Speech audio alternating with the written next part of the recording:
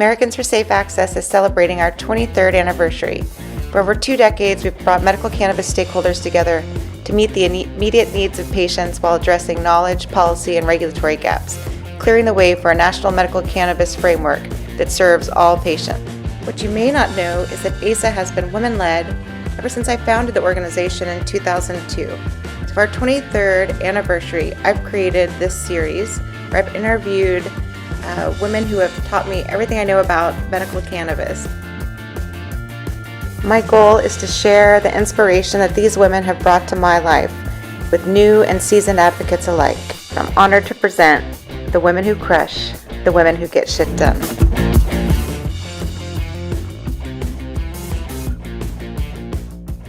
My next guest, Dr. Bonni Goldstein, is always a treat to talk to. She's the perfect combination of curious and compassionate, and really brings her passion for helping patients into every aspect of her work. She's an asset to the medical cannabis community. She goes out of her way to bring what she learns in her practice to other medical professionals, and she's always getting behind new innovations to make sure that patients and their medical professionals are getting the best out of cannabis medicines.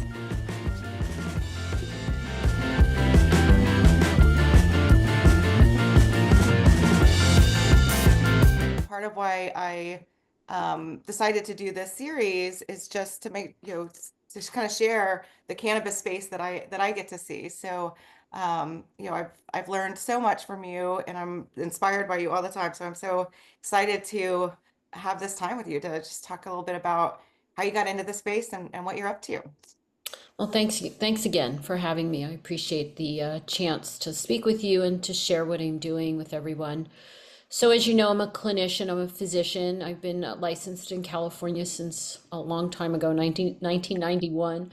And I initially worked in the field of pediatrics and pediatric emergency medicine. I did a lot of cool stuff. I did critical care transport at Children's LA, where you fly in helicopters and you go to little hospitals and you pick up really sick kids and save their lives. So it was a really very rewarding, really challenging, adrenaline filled about, an ER as well, pediatric ER at the county hospital, and then later at some private hospitals. So I did a lot of that kind of high adrenaline work for many years, and I loved it. I really did. And then after getting married and having a child and working graveyard so I could be a mommy at home during the day, and after a number of years of that, I was like, burning the candles at both ends, and I needed a break. And so I took a break. I just decided I'm going to take 3 months and just kind of figure out if I'm going to continue to, I'm going to catch up on my sleep, if there's any such thing as that, as doing that. And I'm Right. going to figure out what I'm doing with my life. And it's interesting how the universe hands you some things. I had a friend with cancer, and during that time off, she had asked me about cannabis. And I was like, I don't know. I don't know anything. You mean, I know we have a law in California. That's about what I knew. That and like what I experienced in college, right? So I looked into it. And then I started I looked at the laws first in California and realized, okay, patients can have access to medical cannabis. There are places called dispensaries that are unregulated, but they exist.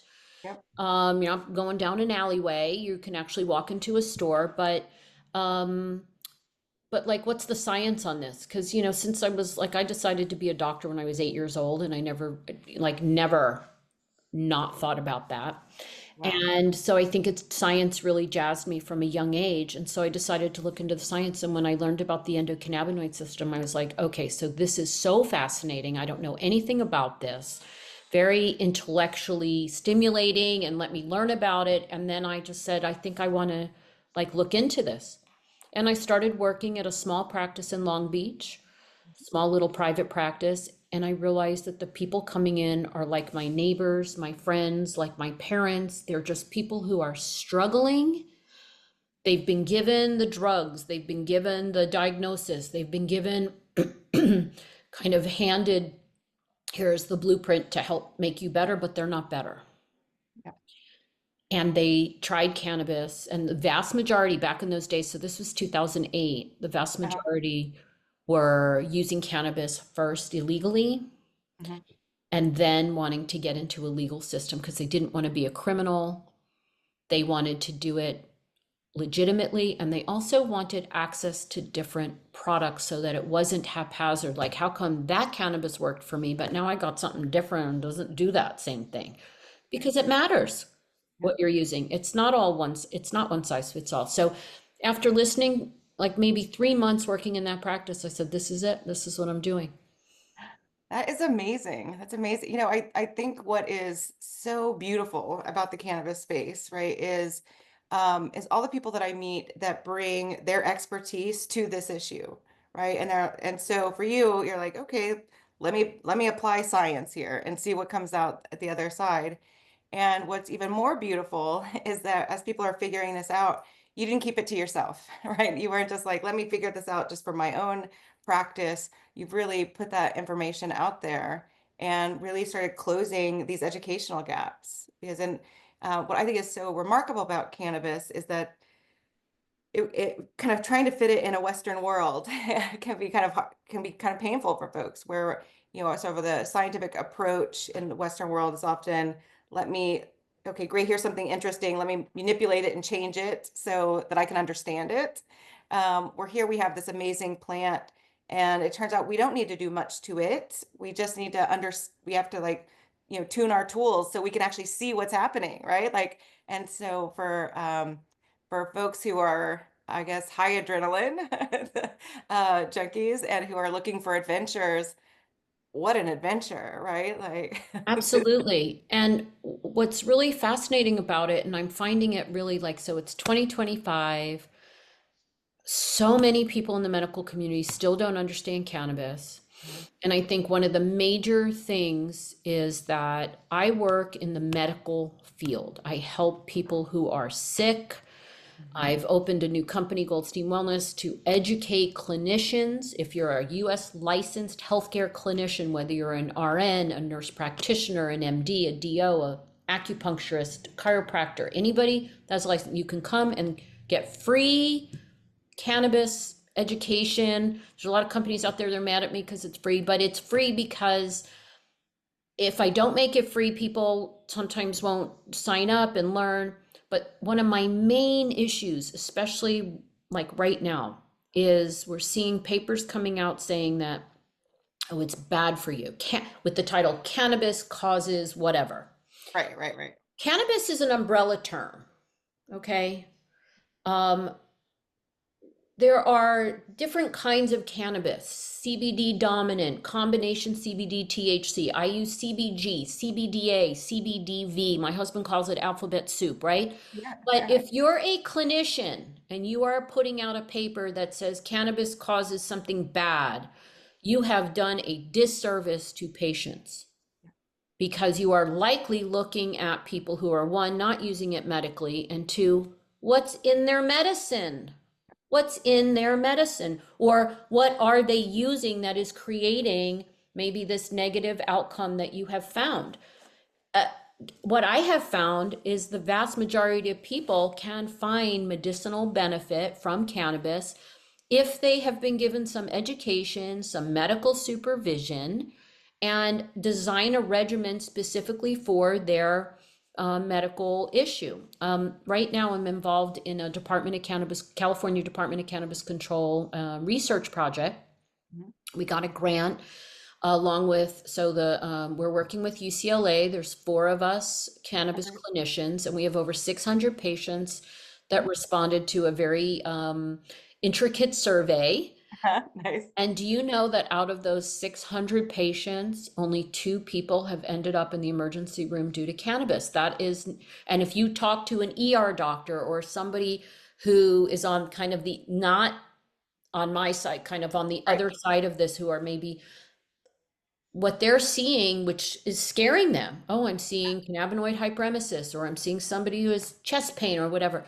That's not medical use, right? And we as clinicians absolutely need to separate medical use and either problematic use, or maybe a patient trying cannabis ended up having a problem, but part of that's because they don't know what to do.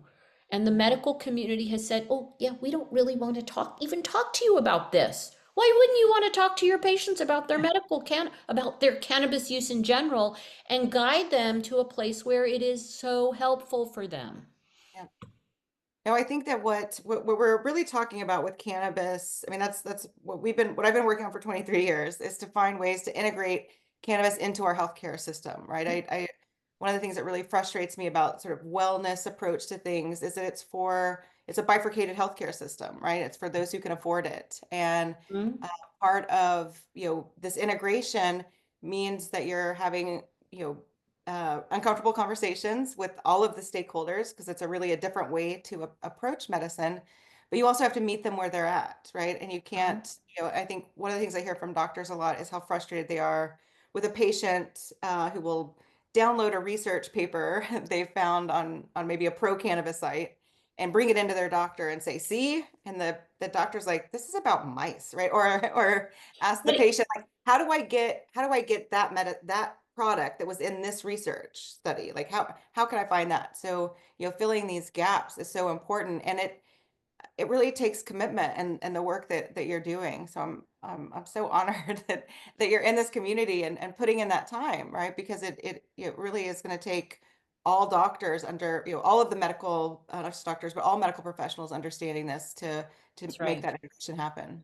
And I think as clinicians, we have to understand that it is just like any other medicine. When you're using it as medicine, it also happens to have this other cool stuff, creativity for people. Um, some people live in psychological angst, whether it's their chemistry or their situation, and they need to be able to step away, and cannabis does that, and it's incredibly safe.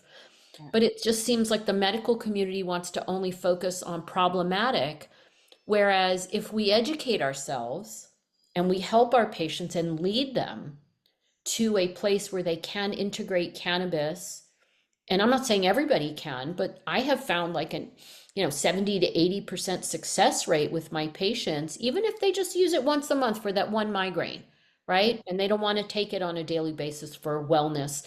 And then there's people who really just like it. They like the way it makes them feel, but educating them on how to avoid tolerance, what to look for in products, how to avoid pesticides, how to avoid residual solvents, um, which method of use will work best for them. Maybe, you have a lung condition, you shouldn't be smoking it. Maybe you should be using this way. But we can't expect people to know what they're doing if we don't educate. But at the same time, the beauty of cannabis, it is so safe. And, for most people, it's they can't. I should say, for some people, they can figure it out. I find for someone who's got a true medical condition that might be medically complex, it really does. Having someone hold your hand to just get you there, even if that just takes 1 or 2 months, and then you don't ever talk to that clinician again, but you found what works, you've been educated. I find that a lot of my adult patients, so when I started off in this practice in 2008, a lot of my patients, they're fine. They don't need a lot of intervention. They found what works. They buy this gummy and they buy this topical and they're good. So why do they sign up with me year after year after year, even though they don't need my recommendation to go get their cannabis? Because in California, of course, we have legalized cannabis. If you're over 21, you can walk in. They stick with me because they love the educational part of it. When we meet, we talk about, oh, guess what? There's a new product on the market, and you can integrate CBG, let's say, into and this is what some of the research is showing on CBG. They learn and they educate, and they stick with me because of that. They want to know what else is there. And then some patients just have their regimen. They are using it. And, some of my patients did bow out of being part of the medical program, but I felt okay about that because I knew I had educated them to be able to not have problematic use and to have incredible medical use. Before COVID, when I had a brick and mortar office, I would have doctors would reach out and they would come to visit and sit in, shadow me, so they could they know nothing, but they're interested, they're curious, so they would come. And I just remember at the end of one particular day, the physician that was sitting in, and I didn't plan this, she just came on a day when, patients are coming in, but we happened to have a day where we had a really wide variety of patients, a cancer patient, a patient struggling with bipolar, a child with epilepsy. I mean, it was the whole gamut, right? And at the end of the day, I turned to her, I said, so what do you think? She goes, well, your patients' words speak for themselves. They're all so happy with their results. They're also, and of course, these were mostly, maybe we had one new patient that day, but all of them were patients coming back for follow-ups, renewals. And she said, it's kind of shocking. And I said, I promise you, I did not plan this. I didn't get them all together and say, I want you to say this. They all shared their experience. And that was the epiphany I had back in 2008, going into the small office day in and day out for just a few months. And I was like, they're all kind of saying the same thing. They got off these drugs or lowered their opioid use, or they were able to be a more productive worker, or a better spouse, or a better parent, or a better adult child, taking like more, so caregiving for their elderly parent. Cannabis alleviated some of that frustration with that and made them like more compassionate caregiver. Like, you hear everything from patients. I've had patients say to me, cannabis saved their marriage. I've had I've heard patients, that a lot, yes, yeah. you probably have heard that as well. Like, I'm not a, when I come home from work, you know? And I've had patients say, yeah, I step outside, take my medicine. I don't use it during the day. I just take my medicine when I get home from work. And then I can play with my kids, and I can love on my wife, and I can be happy. And it's so interesting because we're all have this, complicated life experience where we live with so much stuff coming at us all the time. You almost can't get away from it. Yeah. And we weren't really, as humans, I think, designed to be on that information highway the way we are right now. And we have this endocannabinoid system that promotes homeostasis of just about everything. Why not take advantage? Why not use these compounds to enhance? And by the way, I'll share with everybody listening who, may or may not understand what I'm talking about in terms of some of the medical patients that I see, but I've got medical patients who have never felt impaired or intoxicated ever. There are some people who enjoy that. And why do they enjoy that? So I have been saying this for many years, so forgive me if you've heard me say this. When you've had 3 back operations and they've all failed you, and you are stuck with 24/7 chronic back pain that all those pills don't really touch, and you take a little bit of cannabis, it is like taking your back off and leaving it and walking away from it. You don't get to leave your back and go on a cruise, right? It goes with you. Your pain goes with you. And when we think about some of the medication being used for chronic pain, like opioids don't change anything about the chronic pain mechanism. They change your perception of the chronic pain. And again, we accept that in our medical world, but yet cannabis does the same thing much, much more safely. All it's doing is changing someone's perception. Why does anybody have a problem with that? When people go to a bar, they're changing their perception. They're changing their mentation temporarily, but Right. and I just don't I'm like just so tired of cannabis having to prove itself. Like, we have to prove that it's 100% effective and 100% Right. safe. I mean, in general, even look, I've had parents accidentally overdose their children. They call me, we handle it. Nobody goes to the emergency room. Nobody calls the hotline. We just handle it because sometimes doing those things creates a social situation with child protective services, whatnot. The children are fine. Like, what do people think is going to happen? You know? And it And happens with other medications, right? of course, and those They end medicines, up, you yes, have right. to go in because Yep. I'll never forget, I was on vacation, and there's this one particular mom who called my office, and my they staff can always reach me, and I called her back, and she's like, I accidentally gave my son Well, I gave my son his seizure medicine, and then my husband didn't know, and he gave my son the seizure medicine. And I'm looking up the seizure medicine, and I kind of know this bad side effect. I'm like, you have to call 911, or you got to get him to a hospital right now. If that Yeah. happens with cannabis, you don't. That Yeah. there's, there's no dangers. Now, I will say that we are seeing some of the dangers of some of the unregulated products on the market. And what people don't realize, because it's definitely giving cannabis a black eye, is that these are synthetic cannabinoids. They are not the same as the natural plant. And although there are people who think there is a place for them, I am not one of them. I say stick with what Mother Nature gives you. Like you said very early on, why are we changing things? Why do you have to manipulate it? The plant, I know it sounds very hippy dippy, but the plant does give you what you need. No, I love that. And I think that, what is really interesting in our society, one is yes, all these things we have to educate patients about once, it's like even when they can find regulated great projects, products, there's a ton of education. But now we're educating what is cannabis. Like that is not cannabis. This is cannabis. So that continues.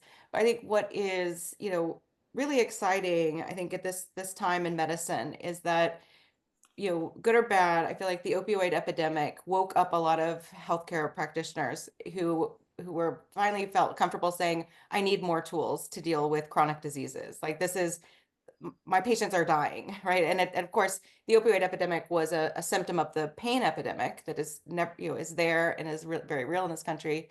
And now I'm finding more clinicians are open to learning about cannabis. They need something else to be a better practitioner. Right.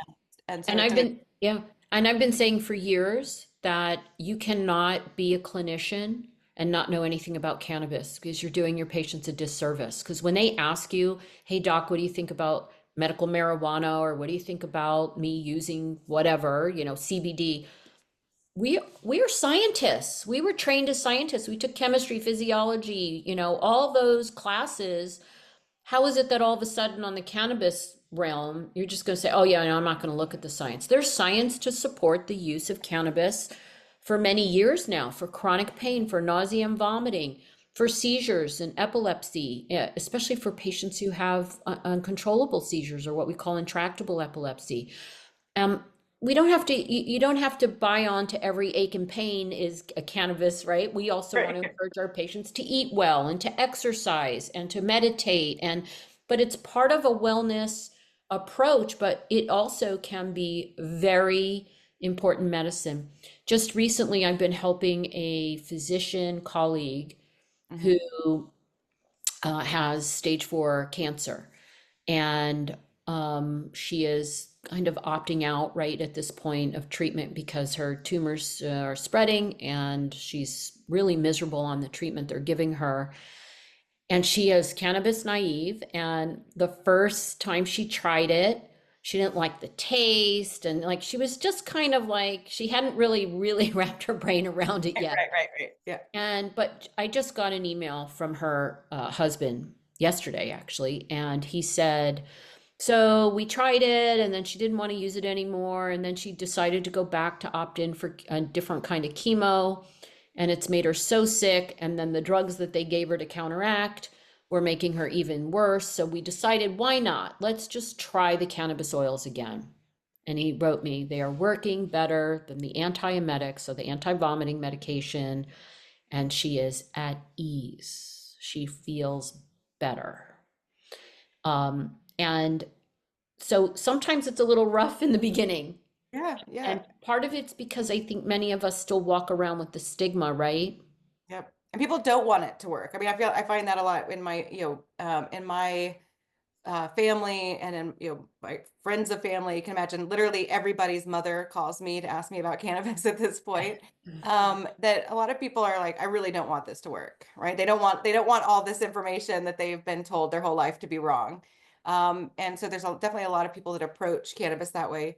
And I think what makes me the most fearful of this time in history of people using these synthetic cannabinoids, or even patients going into adult use spaces where they have no education for that patient, is that you know people are gonna probably have one bad experience and then they're not going to go back. That's right. Right? And that And that's what happens. that's what really frightens me is that because Yeah. I know, I mean, cannabis saved my life. I mean, I was not a cannabis user before I became a patient.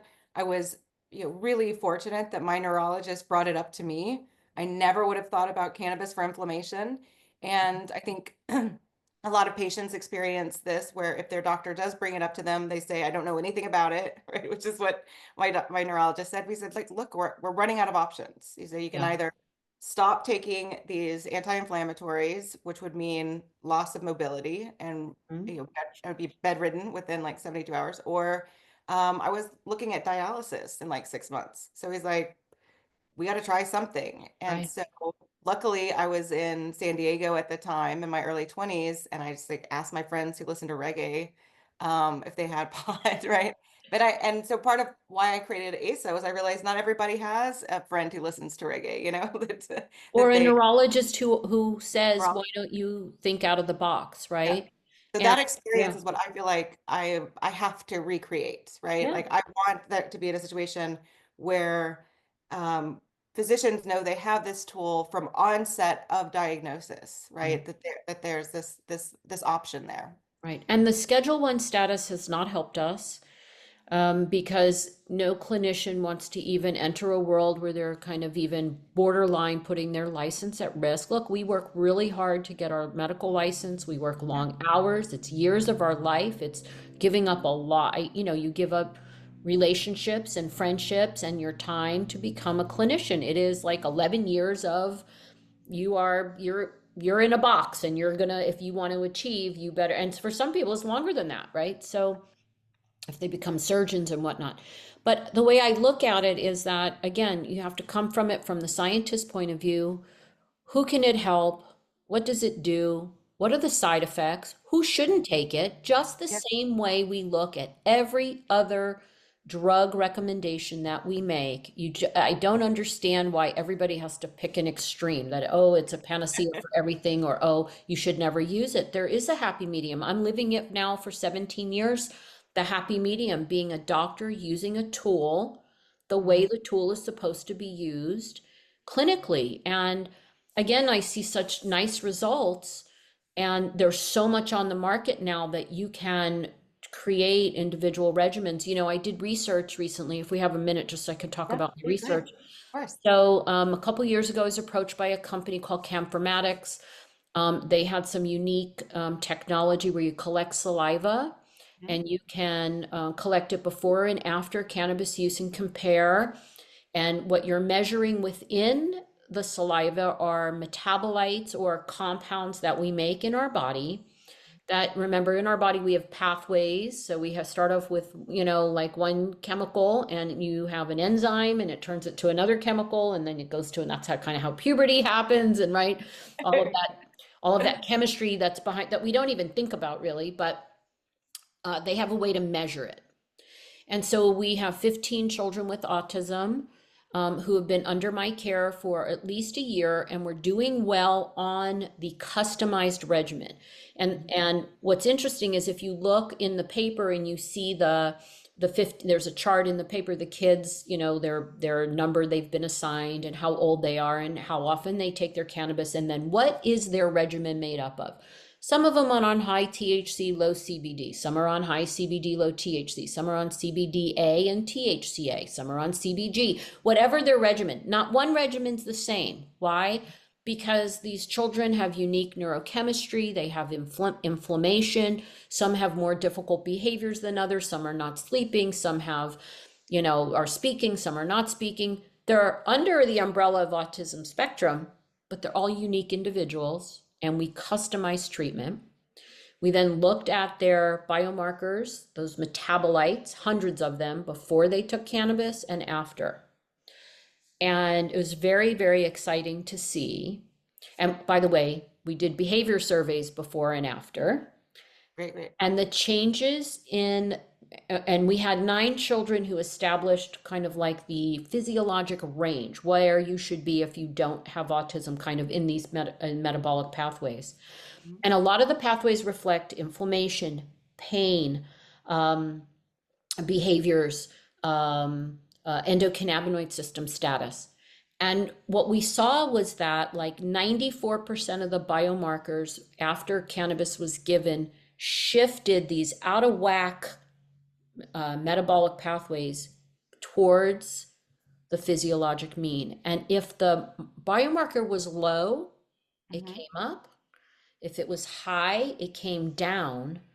Homeostasis. We Right. showed objective evidence of homeostatic effects.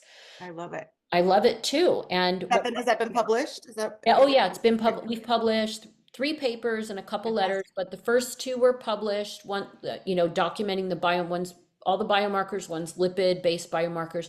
The third paper, we took our data and we put it through machine learning to Right. see if there's any patterns. And so interesting, Steph, what we found was that pathways that were affected by THC or corrected, shifted towards the physiologic range Right. with THC were different pathways than what were corrected with CBD. No overlap. Now, there may be overlap, we just didn't find it.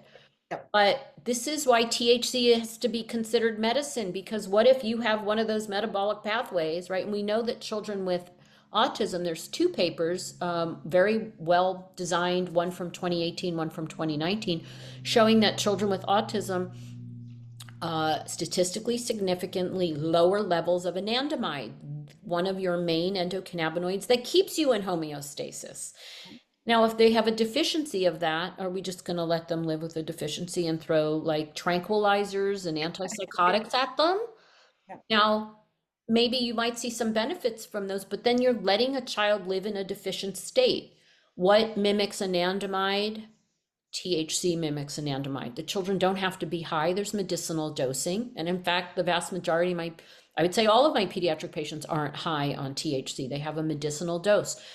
The last paper we published was in Nature Scientific Reports, which is really exciting. One thing too that we showed was that CBG, cannabigerol, overlapped with THC and overlapped with CBD.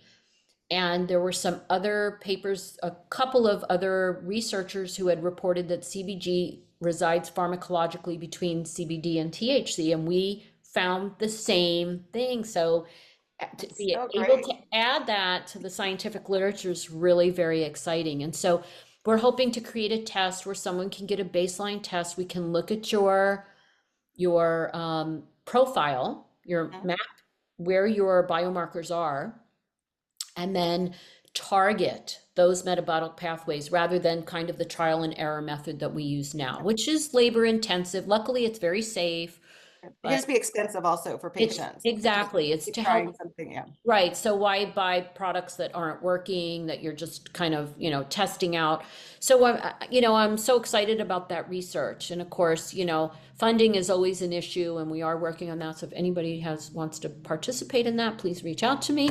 I Um, love it. but it's something that I think will really add validity and make the patient experience much better to be able to have an objective test. And also, I think, validate what we're doing with medical cannabis, that people aren't just saying I'm better. They really are. If you look at the same way, if someone takes a cholesterol medicine and their cholesterol drops, you can prove that it's working, Right. right? And that's so important. And I'm so thankful and just honored that you're doing this work and really, beyond, just treating the patients in front of you, really sharing this information with other physicians and helping, add the science component, behind this experience.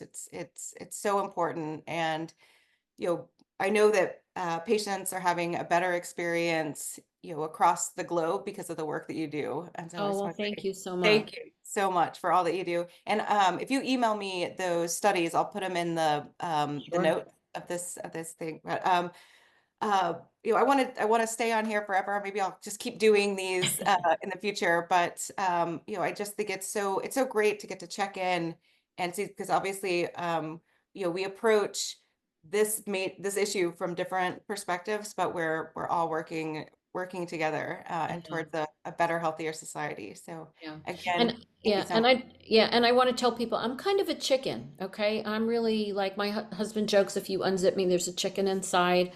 I'm the one that like, oh, is the lake safe? Are we real? Because I worked ER, and I saw some stuff that you would say, what? You know, I saw this Yeah, girl yeah. come in with this big, huge fish hook in her face that looked like they were trying to catch a whale. Like, what are they doing with that massive fish hook on a little pier in a bay? You know, I've seen everything.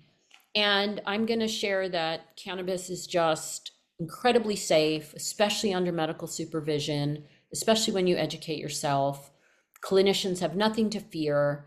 Treat it like every other medicine, know about it, understand the mechanism of action, understand dosing, which I provide on Goldstein Wellness for clinicians, understand all the different compounds that are non-impairing. This poor plant has been vilified all these years because of one compound, when there's, as Meshulam says, a treasure trove of compounds. There's nothing to fear anymore. And to quote somebody who was in the movie Weed the People, where I was also interviewed, we are smart enough to understand this. We can do That this. I love that. And I think what is exciting about cannabis is that we don't seem to have answers for all these chronic diseases. We don't know how to treat them. And so isn't it exciting? That's something that we just don't understand. And when people challenge me about how cannabis works, I have to point out, well, we actually don't know why aspirin works the way that it works. So, and everyone is taking that. And some And seizure medications, we don't know how they yeah, work. My mom was put on a seizure medicine in the 1960s. They had no clue. but they let it, same thing with we didn't understand how It's the morphine double worked in standard. The double 1975. Yeah. standard that goes with cannabis. Yeah. And Absolutely. so as we shed that, but I also for physicians that may be tuning in, besides all of the tools that Bonnie was talking about, a lot of people don't know that in 2022 we actually passed federal legislation, the Cannabis Research Act, that actually solidified protections for doctors. So before doctors were just protected under the First Amendment, now you have explicit protections in the United States to talk to your patients, both pediatric patients and their parents, as well as your adult patients. So they cannot come after your license for having these conversations. And so don't make that be the barrier to learning more. So That's right, and that's great. Thank you for that work, Steph, because that's important to clinicians, to have that safety and to not put their license at risk, especially yeah, when you know something might help somebody. You should be able to have that conversation, and that was, it's supposed to be protected speech. It's a special relationship between a clinician and a patient. And I will tell you that no question over these last 17 years and thousands and thousands and thousands of patients, when a patient would come in and say, like what you said, my neurologist brought it up, or my oncologist brought it up, those patients love their doctor so much more because the doctor was saying, I might not know about it, but I know enough to like say that this might help you. yeah, And I think if we as clinicians know, even if we're not sure about it, in terms of like having the deep conversation or how to recommend or which product to say, that patient still deserves, we've tried 10 different medicines. yeah, You seem to be intractable or refractory. Those are the fancy words for it ain't working. yeah, right, right. Let's try something out of the box. And really, I don't consider cannabis fringe anymore. I mean, for a time there, I felt like wherever I went, I'd be on a plane, somebody's talking about CBD. I'm sitting at a cafe, and the people at the Right. table next to me are talking about cannabis. It's like people are open now. People are open about their seizure disorders, about their mental health challenges. This should not be this hidden away secret. People need to know. And when you start, and one thing I'm going to say is that, and I've been saying it a long time, the science is somewhat irrefutable about the neuroprotective, antioxidant, anti-inflammatory benefits of cannabinoids. And I don't know that I necessarily need to have 40 studies that show that it was reduced inflammation in humans with various conditions. Because when we are prescribing harsh medications to people, maybe 30% did okay in a study. Is that the threshold? 50%? Well, cannabis may have a higher success rate, but I definitely know that it has a lower side effect rate when a patient is being given good instructions. Yeah, no, and thank you for that. And I know that so many so many more practitioners are finding your education and your papers and feeling more comfortable with those conversations. And I'll make sure everyone goes to Goldstein Wellness. I love that you have that resource. Although I would expect nothing less of your contribution. So thank you so much, All Bonnie. right. Well, thank you so much, Steph. It's really it's such a nice thing to be asked to participate, but also to I'm so excited to watch the other ones and see the other women who you've invited. And I'm just it's it's a great time to be involved in this area of science.